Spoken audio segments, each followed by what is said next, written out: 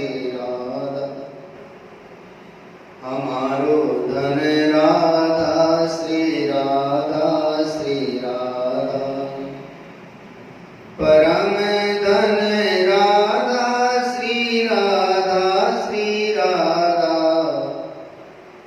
हमारो धन राधा श्री राधा श्री राधा, जीवन धन राधा श्री राधा श्री राधा, हमारो धन राधा श्री राधा श्री राधा, हमारो धन राधा श्री राधा श्री राधा।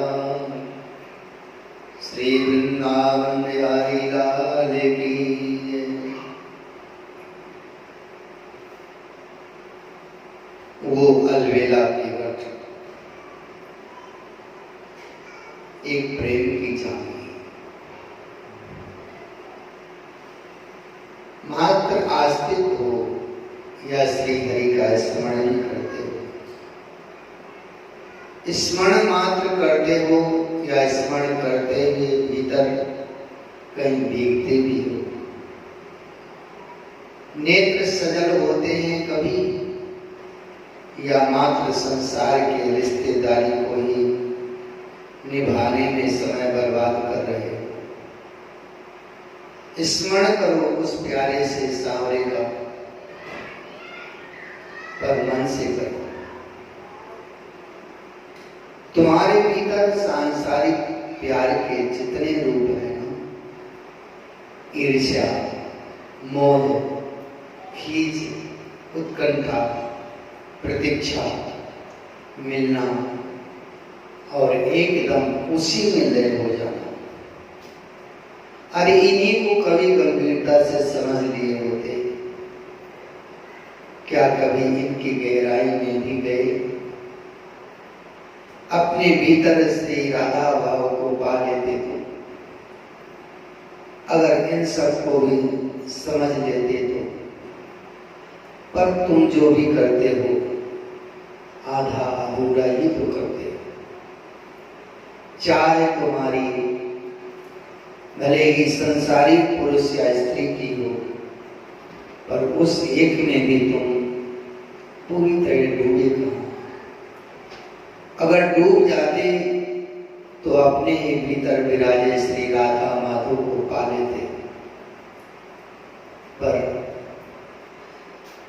जब किसी के लिए तुम्हारा हृदय धड़का, तब तुम में कुछ कौतूहल जागा ही नहीं। ये स्त्री छूटी या ये पुरुष छूटा, तो फिर दूसरे पुरुष की तलाश में निकल गए या दूसरी स्त्री को खोजने लगे। पर तड़प स्त्री या पुरुष की नहीं थी, तड़प थी प्रेम की। एक प्रेम लीला जो तुम्हारे अंतःस्थल में चल रही है।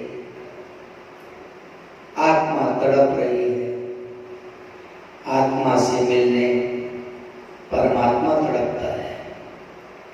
आत्मा से रमण करने के लिए इस मूल बात को नहीं समझे तो, और अभी भी कहां समझ रहे हो? काश उस प्रेम लीला में अपने आप को झोंक दिया होता। उस प्रेम लीला में जो निरंतर चल रही है, सनातन अनादिकाल से, क्या अभी भी हिम्मत है उस प्रेम लीला में अपने अहम को विसर्जित करने की? पर दिक्कत ये रहेगी कि तुम नहीं रहोगे, फिर तुम मिट जाओगे। यही डर है ना तुम्हें? पर मंजिल तो यही है, कब तक डरे रहोगे? महर्षि शांडिल्य वज्रनाभ के माध्यम से हमें ही समझा रहे हैं।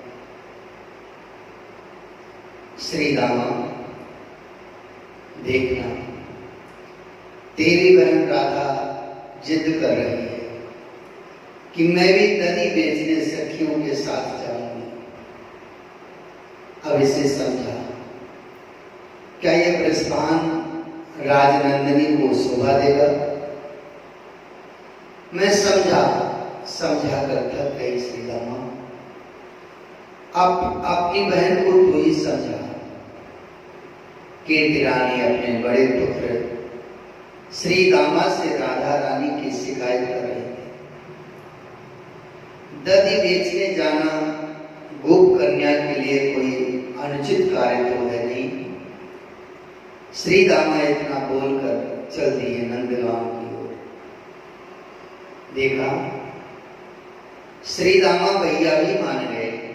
मैया, मेरा मन नहीं लगता यहाँ बैठे बैठे, सखियों के साथ जाऊंगी। क्या हुआ था? जिद ही कर बैठी थी आज ये कीर्ति किशोरी, मानी ही नहीं। अरे क्या हुआ?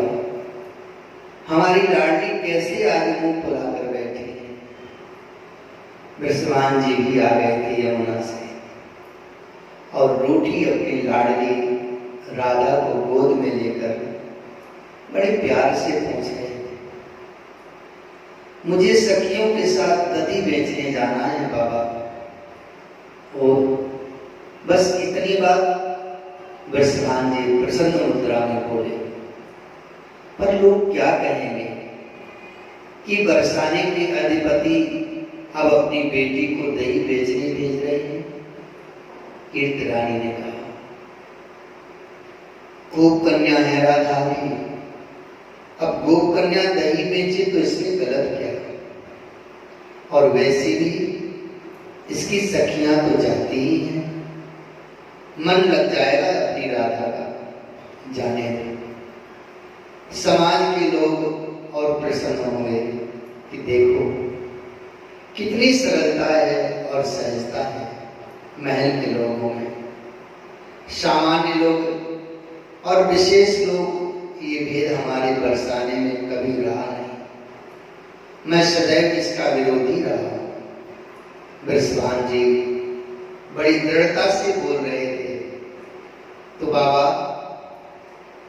मैं जाऊंगी ना कल से दही बेचने?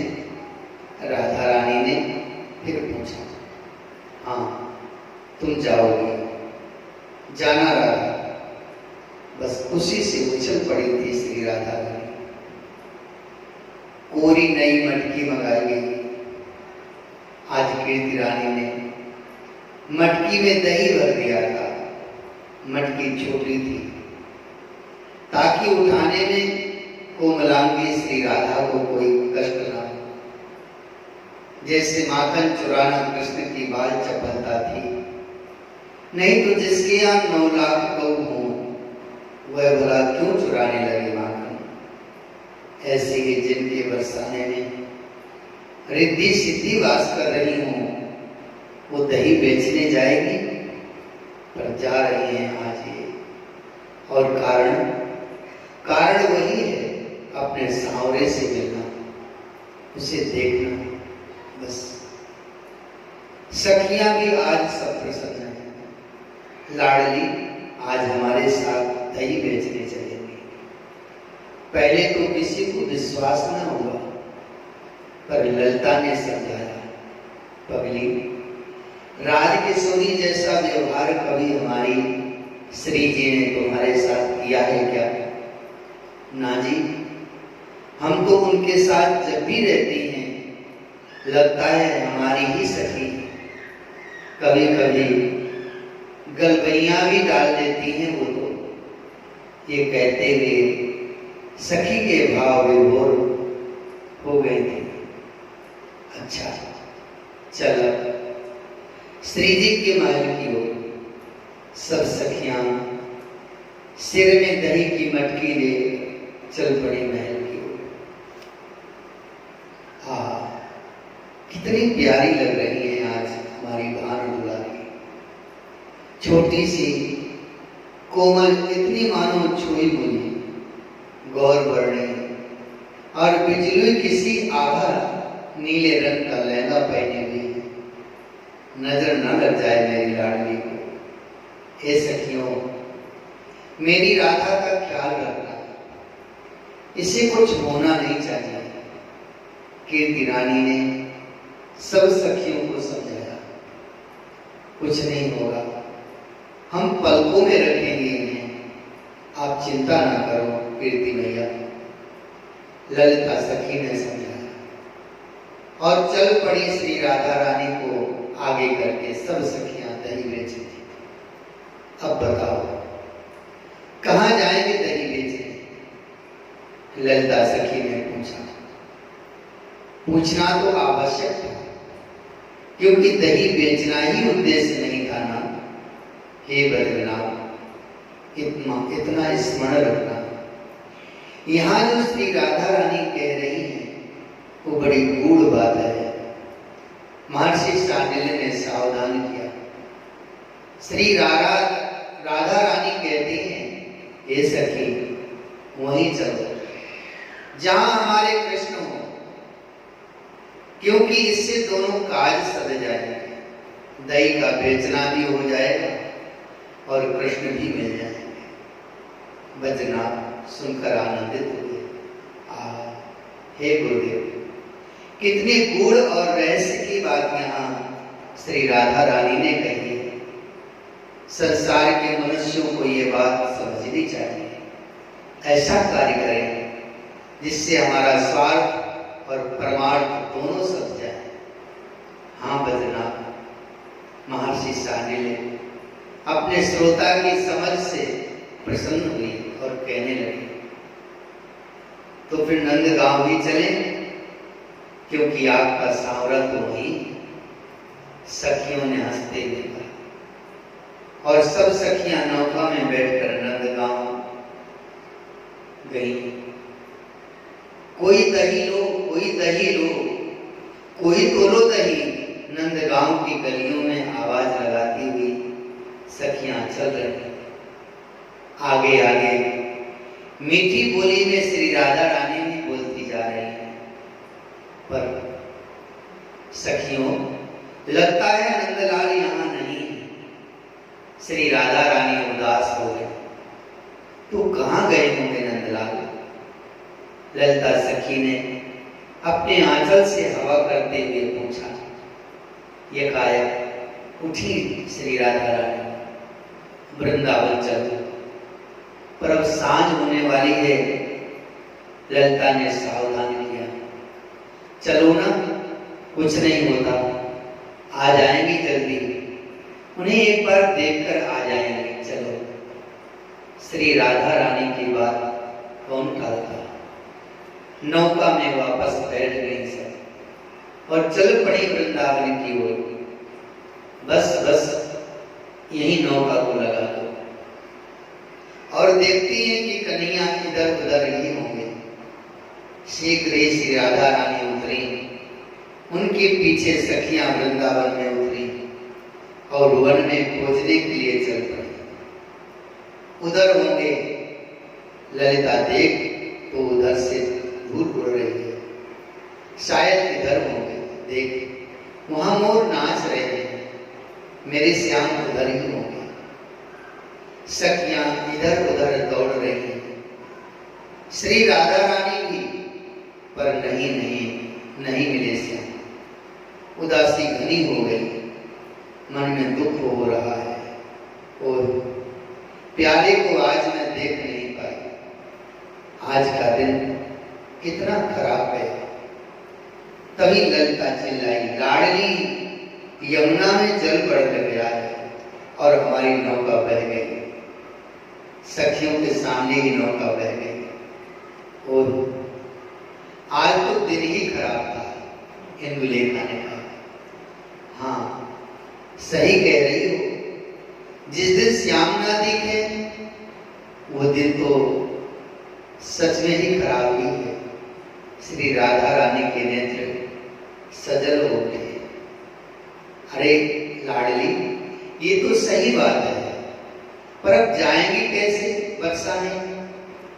और अगर ये बात वृषभान बाबा को पता चल गई कि आप और हम यहाँ फंस गए हैं, तो कल से आपको कहीं भी जाने आने नहीं देंगे। ये बात सुनते ही श्री राधा रानी और दुखी हो गई कि कल से हम नहीं आ पाएंगे और कल भी श्याम सुंदर को नहीं देख पाएंगे। ललिते कुछ कर, कोई नौका कहीं से आ रही हो या जा रही हो, उसे मोल हम ज्यादा देंगे पर हमें ले जाए जल्दी, नहीं तो कल हम नहीं आ पाएंगे। श्री राधा रानी ललिता सखी से कहने लगी, देख रही हूं शाम भी ढलने वाली है, मुझे ही डांट पड़ेगी कीर्ति मैया की। सब सखियां यमुना में कोई नौका वाला मिले यही देखने लगी थी। तभी ये जग नैया हमारा, नैया में हम हैं और हम में किनारा। ये जग नैया हमारा, बड़े प्यार से गाता हुआ, मस्ती में झूमता हुआ एक सुंदर सा किशोर, सिर में गमछा बांधे, हाथ में पतवार चलाते हुए नौका को लेकर चला आ रहा था। ओ केवट, केवट सुन, सारी सखियां चिल्ला पड़ी, पर ये किसी की सुन ही नहीं रहा है। बस अपनी मस्ती में नौका चलाई जा रहा है। करे बिन पैसा पार, नैया में हमें और हमें संसार।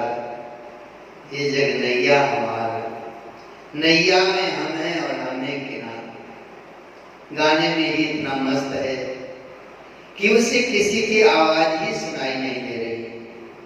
केवल ओ मल्लाह के इस आवाज को सुना उसने, क्योंकि ये आवाज श्री राधा रानी ने लगाई थी। हाँ, क्या हमें कह रही हो? जोर से चिल्लाया। हाँ, तुम्हें से कह रही है, पहले इधर तो आओ। ये बात भी श्री राधा रानी ने ही कही थी। लो आ गए। चार पतवार जोर से क्या मारी, नौका आ गई। हाँ, अब कहो। पतवार को लेकर खड़ा हो गया। त्रिभंगी झांकी है इसकी, सांवरा है। अच्छा सुन केवल, हमें बरसाने जाना है, हमें पहुंचा दे। ललिता सखी ने कहा, पर ये बड़ा विचित्र केवल है, देख ही नहीं रहा ललिता सखी को। ये तो अपलक श्री राधा रानी को ही देखता है। ओ मल्लाह के सुन तो, इधर देख इधर। ललिता सखी ने डांटा। देखो हमारे पास समय नहीं है, रात होने वाली है, इसलिए हमें जाना है। हम तो इनके लिए आए थे। ये कहते हुए फिर राधा रानी को देखने लगा। हे केवट महाराज, हमें पार लगा दो। ललिता ने थोड़ी चतुराई से काम निकालना चाहा। हाँ, ऐसे बोलोगे तो हम सोच भी सकते हैं। केवट भाव खा रहा है। अब बातें न बनाओ, हमको बैठा लो और पार ले चलो। ललिता ने प्रार्थना की मुद्रा ही अपनाई। केवट उछलता हुआ नौका से नीचे उतरा। बैठो। श्री राधा रानी को देखते हुए सखियों से बोला। सब सखियां जैसे ही चढ़ने लगी नौका में, रुको रुको, जोर से चिल्लाया केवट। अब क्या हुआ? हमने क्या अपराध कर दिया? देखो मेरी नाव कितनी सुंदर और साफ है, और तुम लोगों के पैर कितने गंदे हैं। पहले धो लो फिर बैठो। ठीक है, हम यमुना में पैर धोकर ही बैठेंगे। सब सखियां धोने लगी अपने अपने पैर। ऐसे नहीं होगा, तुम्हारे धोने से नहीं होगा, मल मल के मैं ही धोऊंगा। केवट की जिद है। ये क्या बात हुई? सखियां बोले। बस मेरी बात माननी पड़ेगी, नहीं तो हम गए। केवट नाव में बैठने लगा। अच्छा अच्छा रुको, लो धो लो हमारे पैर। सखियों ने कहा। कठौता ले आया केवट और ऊपर से जल डालते हुए सखियों के पैर धो दिए। अब बैठ जाओ। चलो स्वामी जी, सखियों ने श्री राधा रानी से कहा, ना, इनके पांव भी तो धोऊंगा मैं। केवट ने श्री जी को देखा, श्री जी को चौंकी, बैठ गया केवट और श्री जी के चरणों को मल मल के धोने लगा। अब मैं बैठूं नौका में? मधुर वाणी ने फिर श्री जी बोली, आहा, कितनी मीठी बोलती है ये, पर आप स्वयं बैठेंगी तो मिट्टी फिर लग जाएगी और मेरी नाव फिर गंदी हो जाएगी। तो मुस्कुराती हुई श्री राधा रानी ने पूछा, मैं आपको गोद में उठा कर ले जाता हूं।